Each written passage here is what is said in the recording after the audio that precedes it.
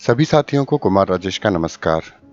साथियों, आज मैं आपसे बात करने वाला हूँ दक्षिण भारत की एक महान संत भक्त कवयित्री आंडाल देवी के बारे में। साहित्य की दृष्टि से भक्ति काल का महत्वपूर्ण स्थान है। इस काल को साहित्य का स्वर्ण काल कहा जाता है।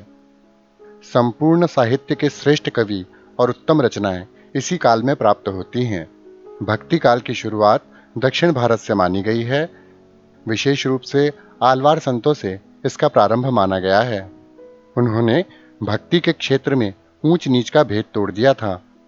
आलवार संतों की संख्या 12 है। विष्णु भगवान की उपासना करने वाले भक्त आलवार कहलाते हैं।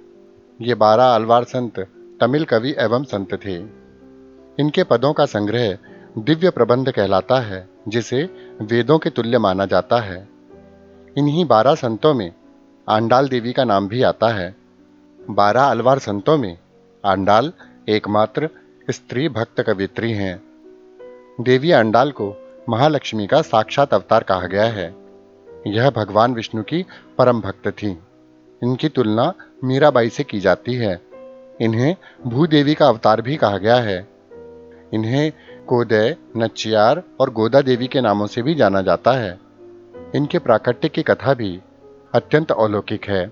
दक्षिण भारत में मदुरई के निकट श्रीविल्लीपुत्तूर नामक एक प्रसिद्ध तीर्थ है।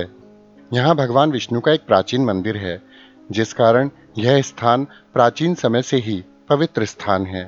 लेकिन केवल विष्णु का मंदिर होने के कारण ही इस स्थान का महत्व नहीं है, अपितु यहाँ आंडाल देवी का जन्म हुआ था, जिस कारण यह स्थान अत्यंत प्रसिद्ध है।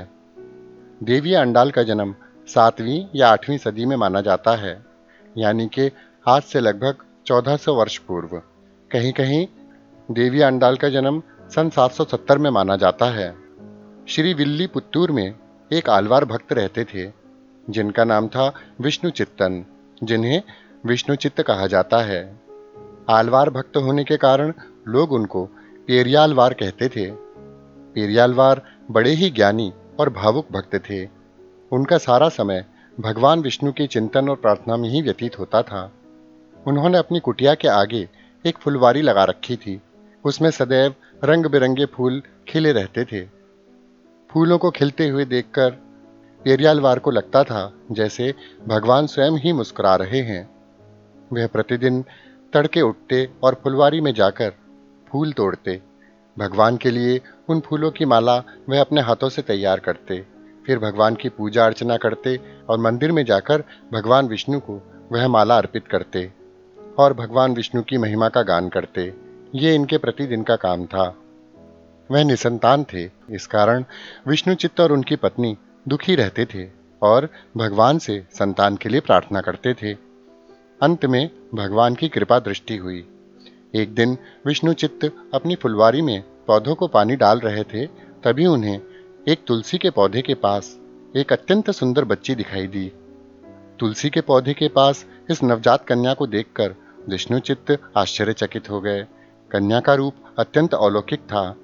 बच्ची को देखकर विष्णु चित्त प्रसन्न हुए। विष्णु चित्त उस कन्या को लेकर अपनी पत्नी के पास आए। दोनों ने उसका नाम कोदय रखा और बहुत लाड प्यार से उसका पालन पोषण करने लगे। यही बालिका आगे चलकर आंडाल के नाम से प्रसिद्ध हुई। यह बालिका बचपन से ही भगवान श्री कृष्ण से अत्यंत प्रेम करती थी। वह श्री कृष्ण की पूजा किए बिना भोजन नहीं करती थी। पढ़ाई लिखाई में भी यह बालिका बहुत होशियार थी।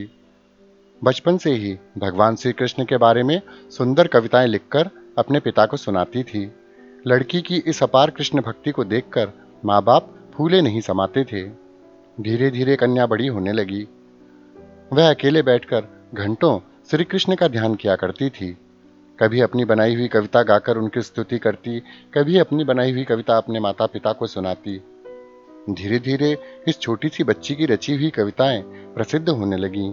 विष्णु चित्त रोज श्री कृष्ण को पहनाने के लिए 4-5 मालाएं अपने हाथ से तैयार किया करते थे, लेकिन यह बच्ची छिपकर इन मालाओं को खुद पहन लेती थी और आईने में उन्हें देखकर आनंदित होती थी। फिर उन्हें चुपचाप उतार कर रख देती थी। विष्णु चित्त को यह नहीं मालूम था कि गोदा देवी माला पहनकर उसे जूठा कर देती है। एक दिन मंदिर में एक पुजारी ने विष्णु चित्त से कहा कि तुम भगवान के लिए जूठी मालाएं लाते हो। उसने मालाओं पे चिपका हुआ एक लड़की का बाल निकालकर विष्णु चित्त जी को दिखाया। विष्णु चित्त अर्थात पेरियालवार उस समय चिंतित हो गए। वो ये तो जानते थे कि भगवान के लिए आजकल उनकी बेटी गोदा माला तैयार करती है, लेकिन वह यह नहीं सोच सकते थे कि गोदा वह माला पहन लेती होगी। अगले दिन पेरियालवार जरा पहले ही नहा धोकर मंदिर जाने के लिए तैयार हो गए। गोदा कुटिया के अंदर ही थी। उन्होंने आवाज दी, पुत्री, माला तैयार हो गई है क्या? लेकिन अंदर से कोई उत्तर नहीं मिला। पेरियालवार ने झांक कर देखा तो वह स्तब्ध रह गए। उन्होंने देखा गोदा आईने के सामने बैठी हुई है और भगवान के लिए जो माला उसने तैयार की है उसे गले में पहनकर भजन गा रही है। पेरियालवार क्रोधित हो गए और कहने लगे, अरे ना समझ, तू ये क्या कर रही है? भगवान की माला को तुमने जूठा क्यों कर दिया? इसके बाद पेरियालवार ने नई माला बनाई और भगवान के सामने पहुंच गए।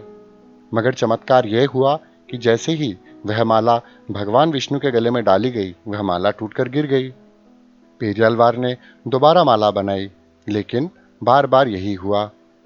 पेरियालवार ने इसे भगवान का क्रोध समझा।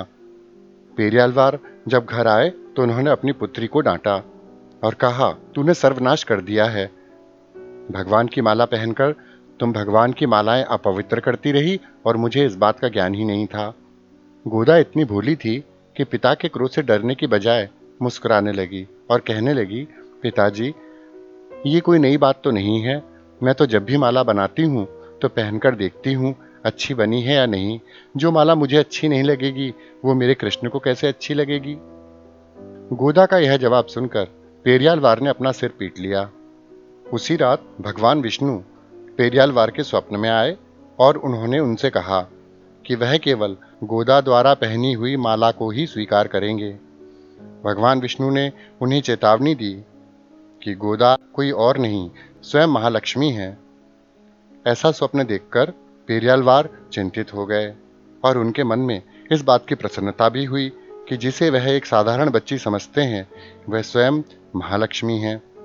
अगले दिन जब गोदा की पहनी हुई माला भगवान विष्णु के गले में डाली गई तो भगवान विष्णु की मूर्ति सोने में बदल गई।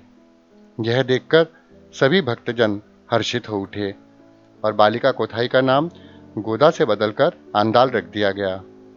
आंडाल अर्थात वह महिला जिसने विष्णु को अपनी माला पहना दी। समय के साथ साथ आंडाल एक सुंदर युवती बन गई। भगवान के प्रति आंडाल का प्रेम इस सीमा तक पहुंच गया था कि वह अब भगवान श्री कृष्ण से विवाह करना चाहती थी। समय के साथ साथ बालिका का संकल्प और दृढ़ होता चला गया और वह लगातार तिरुवरंगम के रंगनाथ से विवाह करने के बारे में विचार करती रहती थी। आंडाल को नच्चियार भी कहा जाता है। उन्होंने तिरुप्पवई और नच्चियार तिरुमुई की रचना की थी। आंडाल की कविताओं के भावों को देखकर सभी विष्णु भक्त दंग रह जाते थे। एक रात भगवान श्री कृष्ण ने विष्णु चित्त को स्वप्न में दर्शन देकर आदेश दिया और कहा, जो तुम्हारी पुत्री है वह मेरी लक्ष्मी है। तुम्हारी भक्ति के अधीन होकर मैंने उन्हें तुम्हारे घर भेजा था। अब शीघ्र ही लक्ष्मी को मेरे पास वापस आ जाना चाहिए और इसलिए तुम्हें आंडाल का विवाह मेरे साथ कर देना चाहिए। उधर आंडाल को भी रात को स्वप्न हुआ कि भगवान श्री कृष्ण के साथ उसका विवाह हो रहा है। अब विष्णुचित्त आंडाल को लेकर तीर्थ यात्रा पर निकले और यात्रा के दौरान श्रीरंगम पहुंचे। मदुरई में उन दिनों पांड्य राजा राज्य करते थे। भगवान विष्णु ने राजा को स्वप्न में आदेश दिया कि आंडाल श्रीविल्लीपुत्तूर से श्रीरंगम आएगी। वह स्वयं लक्ष्मी है और उनके साथ मेरा विवाह होगा। उधर पेरियालवार आंडाल को लेकर श्रीरंगम पहुंचे। वहां पर आंडाल को दुल्हन की तरह सजाकर डोली में बिठाया गया और आंडाल को दुल्हन की तरह सजाकर डोली में बिठाकर एक जुलूस भगवान श्री रंगनाथ के मंदिर के पास पहुंचा। आंडाल डोली से उतरी। मंदिर के गर्भगृह में उन्होंने प्रवेश किया। वहां उन्होंने शेषशायी भगवान रंगनाथ की मूर्ति को देखा और वह अत्यंत रोमांचित हो उठी। धीरे धीरे वह आगे बढ़ी और देखते देखते भगवान की शेष शैया पर चढ़ गईं। लेकिन यह क्या, दूसरे ही क्षण एक प्रकाश पुंज सा प्रकट हुआ और देवी अंडाल अंतर्ध्यान हो गई। सबके देखते देखते आंडाल भगवान की मूर्ति में समा गई। जिस तरह मीराबाई भगवान श्री कृष्ण की मूर्ति में समा गई थी, ठीक उसी तरह आंडाल भी भगवान विष्णु की मूर्ति में समा गईं। जब भगवान और भक्त एकाकार हो जाते हैं तो वही भक्ति भाव की चरम सीमा होती है। पेरियालवार का हृदय इस घटना से व्याकुल हो उठा। कुछ भी हो, आखिर उन्होंने आंडाल को अपनी पुत्री की तरह पाला था।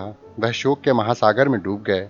उन्होंने बहुत कठिनता से अपने आप को संभाला और यह सब भगवान की लीला है ऐसा समझकर संतोष किया।